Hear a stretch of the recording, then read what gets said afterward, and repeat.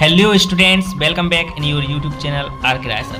तो स्टूडेंट्स, आज हम जो आपका जो क्वेश्चन पेपर आने वाला है, जो कि 2 तारीख को पेपर है, उसमें एप्लीकेशन आपका एक महत्वपूर्ण क्वेश्चन रहता है और उस क्वेश्चन में आपको 4 में से 4 नंबर जांचने वाले के हाथ से कैसे खींचना है, उसकी आज हम शॉर्ट ट्रिक बताने वाले हैं। यदि आपको एप्लीकेशन याद भी नहीं है तो भी आप 4 में से 4 नंबर ला सकते हैं सिर्फ क्वेश्चन में से आंसर लिख करके।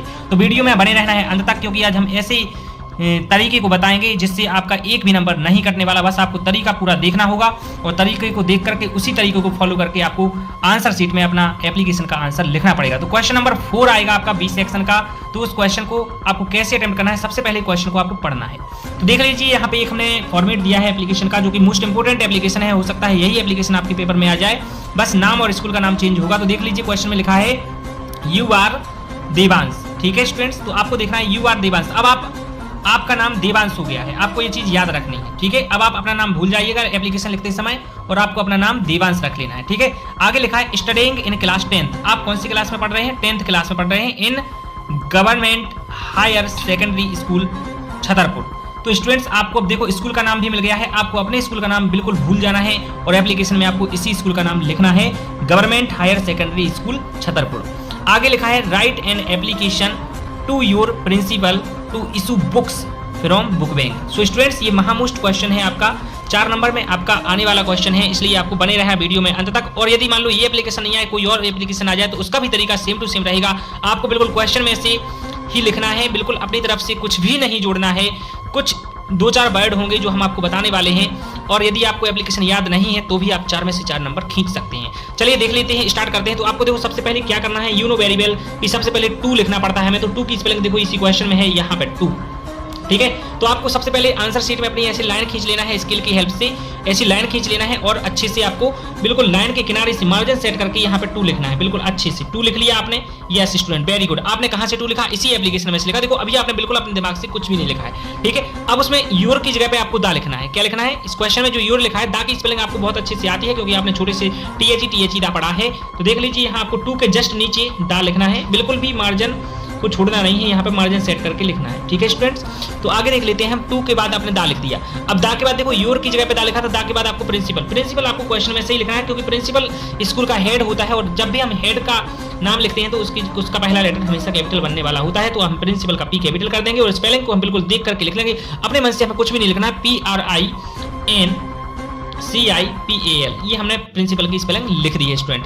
अब हमारे देखो यहाँ तक ये एप्लीकेशन में अभी हमने कुछ भी दिमाग नहीं लगाया है, बस हमने क्वेश्चन में से थोड़ा सा लिख लिया है। इसके बाद हमें क्या करना होता है स्टूडेंट, इस क्वेश्चन को पढ़ना है फिर से हमें। You are Devansh studying in class 10th in government. तो देखो जी से स्कूल का नाम शुरू होता है, जहां आपको जी अक्षर मिल गया और जी से आपको बिल्कुल फुल स्टॉप तक उतार देना है, यहाँ तक छतरपुर तक। तो ये आपका स्कूल का नाम हो जाएगा। तो हम लिख लेते हैं गवर्नमेंट। आपको मान लो पढ़ना नहीं आ रहा है, ये समझना नहीं आ रहा है, तो आपको ज़्यादा टेंशन नहीं लेना है कि आपको पास यहाँ से जी से लेके और यहाँ के फुल स्टॉप तक आपको लिख देना है, स्कूल का नाम हो जाएगा government higher secondary school Chhatarpur. इस टाइप से आपको लिख देना है स्टूडेंट। ठीक है, यहाँ तक आपने लिख दिया। इसके बाद में आपको यहाँ पे फुल स्टॉप लगा देना, क्योंकि क्वेश्चन में फुल स्टॉप लगा था। ठीक है, इसके बाद में आपको कुछ नहीं करना है, बस 4 अक्षरों वाली एक स्पेलिंग, छोटी सी स्पेलिंग याद रख लेनी है, DATE। और आपको आई होप आपको पता ही होगा कि DATE डेट होता है, और यहाँ पे डेट आपको वही डेट डाल देनी है जिस डेट में आपका पेपर है इंग्लिश का। ठीक है, तो जैसे मान लो 2 तारीख को पेपर है अभी इंग्लिश का, तो आपको 2 और यहाँ पे 01, क्योंकि 2 जनवरी है। ठीक है, और 2023, तो यहाँ पे आपको 2023 डाल देना है स्टूडेंट। तो आपने यदि इतना कर लिया तो आपने 1 नंबर खींच लिया। आपको 1 नंबर देने पर मजबूर हो गया जांचने वाला। ठीक है, आपने देखो अभी कुछ भी दिमाग नहीं लगाया, आपने बस क्वेश्चन से किया है। अब आपको क्या करना है, यहाँ पे एक लाइन स्किप कर देना है और यहाँ सब्जेक्ट लिखना है, SUB, सब्जेक्ट लिख देना है। अब सब्जेक्ट की स्पेलिंग ये SUB आपको याद रख लेनी है, पूरी स्पेलिंग नहीं भी लिखो तो भी चल जाएगा स्टूडेंट। ठीक है, आपने यहाँ पे SUB लिख लिया। इसके आगे अब हमें क्या करना है, अब हमें फिर से क्वेश्चन की तरफ जाना है। क्वेश्चन में ये राइट शब्द देखो, अभी हमने फुल स्टॉप कर लिख लिया था, अब ये राइट को छोड़ देना है, इस राइट को हमें काट देना है। यहाँ N से लिखना है, कहाँ से लिखना है? N। तो N का A हम कैपिटल कर देंगे और बाकी हम लिख देंगे N, और यहाँ एप्लीकेशन लिख देनी है हमें। एप्लीकेशन की स्पेलिंग इसमें है, मान लो आपको एप्लीकेशन की स्पेलिंग नहीं आती है, कोई दिक्कत नहीं, बिल्कुल भी टेंशन नहीं लेना, लोड नहीं लेना है अपन को, क्योंकि अपन को बहुत आगे पढ़ना है अभी। ठीक है, तो एप्लीकेशन के आगे हम स्पेलिंग लिख देते हैं, APPLICATION। तो हमने ये क्वेश्चन में से नकल करके हमने एप्लीकेशन की स्पेलिंग लिख दी। इसके बाद में हमने क्योंकि 2 से यहाँ प्रिंसिपल तक पहले यहाँ लिख लिया था, इसलिए हम इसको भी काट देंगे, ये नहीं लिखना है दोबारा हमें। फिर हमें यहाँ लिख देंगे 2, एप्लीकेशन टू और हमें फुल स्टॉप तक लिख देना है, यहाँ से लेके पूरा फुल स्टॉप तक लिख देना है, हमारा सब्जेक्ट बन गया स्टूडेंट। ठीक है, an application to issue books from book bank.